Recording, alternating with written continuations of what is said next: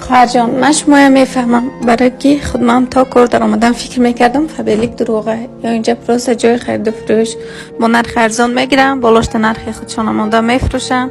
نه که وقتی که خودم کار در آمدم بعد فهمیدم که فکری من خطا بوده. انا بعد که دیدم زنکای تاجیک چخیل ریال نه پول کار میکنن، من باوری کردم، کار کردم. نه 2 سال زیاد میشه و کار کرده ایستادم. زمانی من زلاتوی دیرکتور در خانه نشسته زیاده از 7000 سومونی معاش میگیرم.